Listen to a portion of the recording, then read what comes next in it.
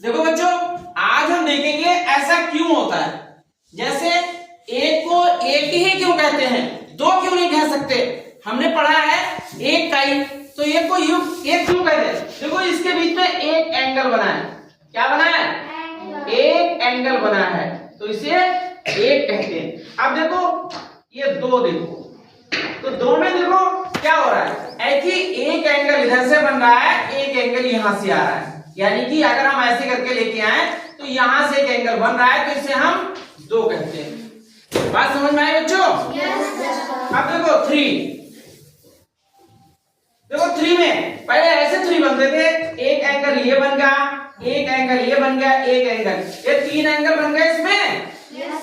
तो इसे तीन हम बोलने लगे। कितने बोलने लगे? तीन।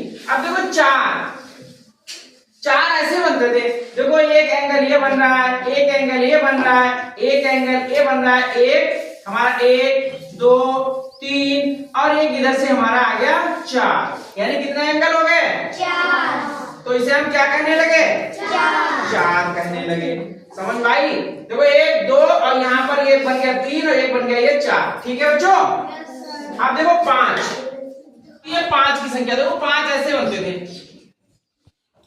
देखो अब क्या हुआ, एक एंगल, दो एंगल, तीन एंगल, चार एंगल और पांच एंगल, तो इसे पांच कहने लगे।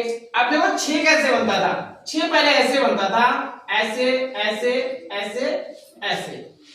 तो देखो एक एंगल ये बन गया, एक दो तीन चार पांच और एक के बीच बन गया छह एंगल, इसे छह कहने लगे। अब देखो सात कैसे पहले बनते थे, ऐसे करके ऐसे ऐसे बनते थे।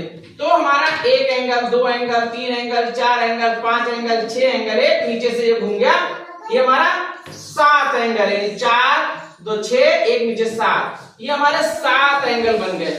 ठीक है बच्चों? ठीक। आठ देखें, आठ भी ऐसे ही बनते थे, ऐसे ऐसे और ऐसे। अब देखो इसमें कितने एंगल हैं?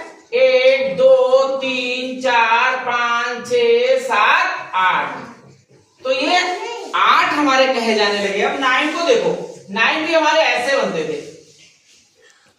ठीक है? अब देखो क्या हुआ, एक दो तीन चार, चार एक नीचे पांच, छह सात आठ और नौ, नौ एंगल हो गए हमारे।